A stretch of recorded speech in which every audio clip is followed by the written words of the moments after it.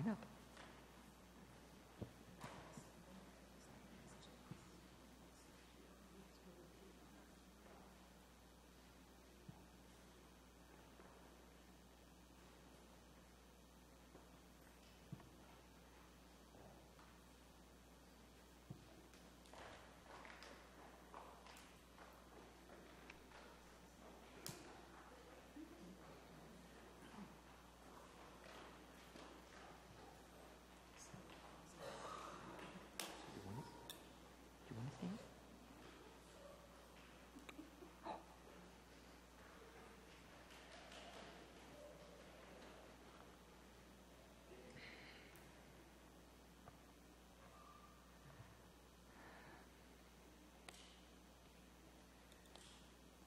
Palm Sunday is an interesting liturgical occasion because it begins with its most exciting point instead of building up to it.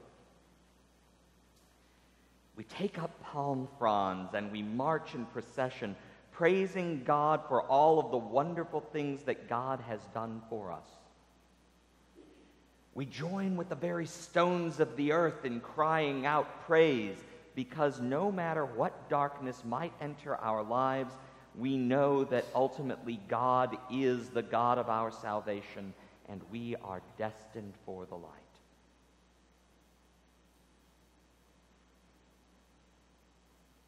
It's disturbing the way that we move from this festive procession to the passion and death of Jesus. The liturgy that starts with joy takes such a dark turn. The cries of praise change to shouts of "Crucify him." And instead of a conquering king riding into the city and taking up his throne to rule, we end up with a battered and bloody body hanging from a cross.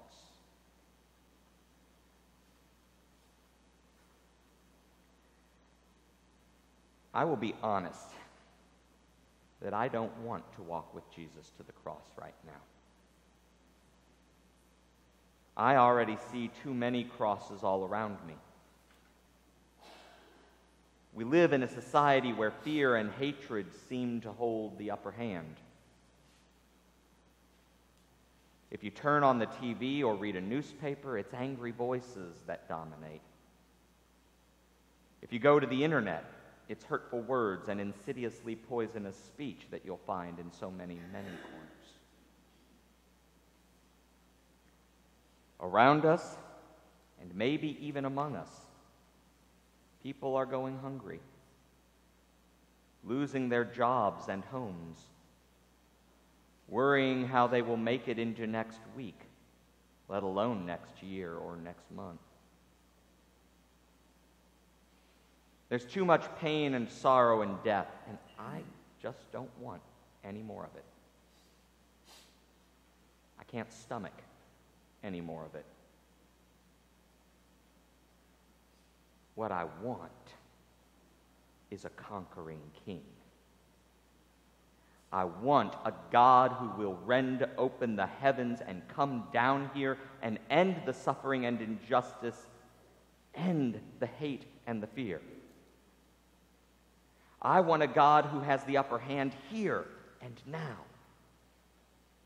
I want the powers of evil to be put to flight once and for all. I want a God who, as the saying goes, kicks butt and takes names.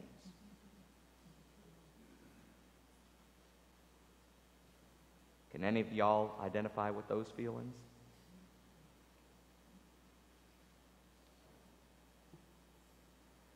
The problem with all of this, of course, is that God doesn't work the way we want God to work. God does not defeat evil by bashing it about the head and running it off. God defeats evil by hanging on a cross, by suffering with us, by dying with us. And the victory is won because even after all of that, God goes on being God. When Jesus dies on the cross, evil does its absolute worst to him. And Jesus still goes on being Jesus, being God with and for us.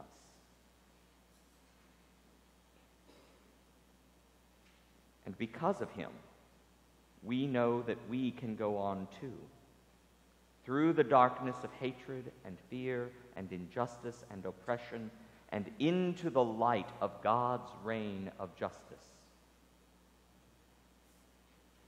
We know, because of the cross of Christ, that in the end, nothing that is done to us, nothing that we can see or experience, can ever really separate us from who we are as beloved children of God, or from the work we have been given to share the joy of that childhood with others.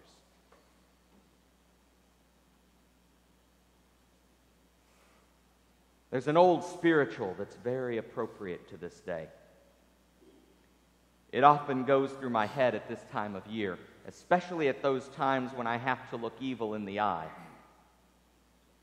It gives me strength to keep on going when I just want to quit, when I just want to leave the work of the kingdom of God to someone else.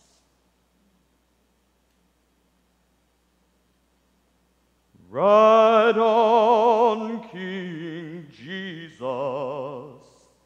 no man can hinder me. I said, ride on, King Jesus, ride on.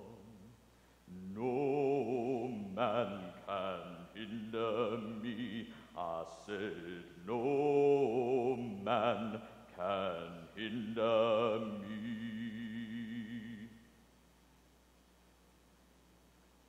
The words of that spiritual, words born out of slavery and oppression, tell us the truth. Because Jesus rides on to a cross and death, no one, no thing can ever hinder us. Because Jesus rides, the worst that evil can throw at us can be overcome. Because Jesus rides, the worst mistakes we make, the most glaring shortcomings of our lives can be overcome. Because Jesus rides, anger and fear and injustice and oppression cannot have the last word.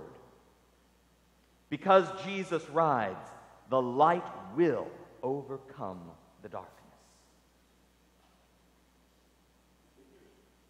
So let us ride on with him, on to our own crosses, because that is where the strength of the song comes from. When we ride on to the cross, when we agree to bear it with Jesus, to be so conformed to his image, then we gain the strength to go on being ourselves, being children of God, building the kingdom of God here and now, even after evil throws everything it has at us. God will have the last word. Evil will be undone. We have reason to sing because the King is coming and we have work to do on the way. So ride on in the face of hatred. Ride on in the face of fear. Ride on when the road seems to be blocked. Ride on when the load seems too heavy. Ride on when the odds seem stacked against you. Ride on and confront the injustices that you encounter on the way.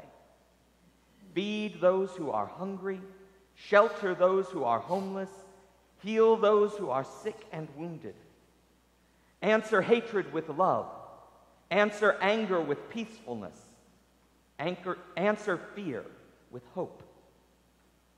And keep riding on to and through the cross of Jesus, who rides on before us, because that cross is the doorway to the kingdom of God. That cross is the doorway to God's reign of justice and peace and light. Ride on, King Jesus, and ride on, you people of God. There's a cross waiting and a promised land of resurrection on the other side. Ride on.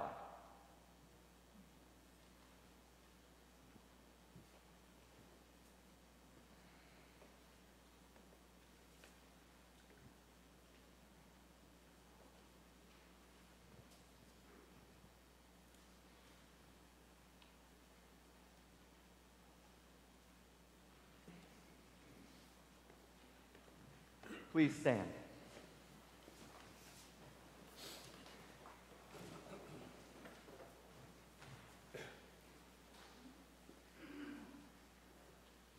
Please join with me in prayers for the people, Form 2. They're found on page 385 in the Book of Common Prayer. I ask your prayers for God's people throughout the world, for our bishops, Michael, our presiding bishop, Key, our bishop, Jim, our priest, and for this gathering, for all ministers and people. Pray for the church. I ask your prayers for peace, for goodwill among nations, for Donald, our president, Mike, our vice president, Robert, our governor, and Paul, our mayor, and for the well-being of all people. Pray for justice and peace.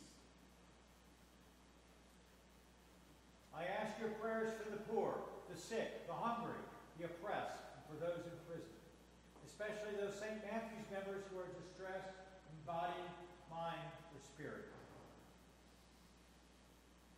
Pray for those in any need or any trouble. I ask your prayers for all those who seek God or a deeper knowledge of Him. Pray that they may find and be found by Him.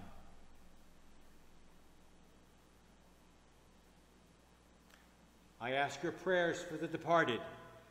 Pray for those who have died.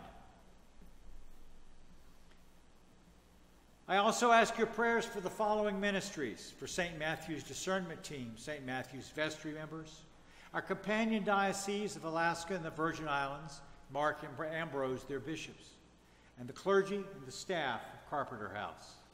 We also pray for the Episcopal bookstore and its staff. I ask your prayers for our church members who are serving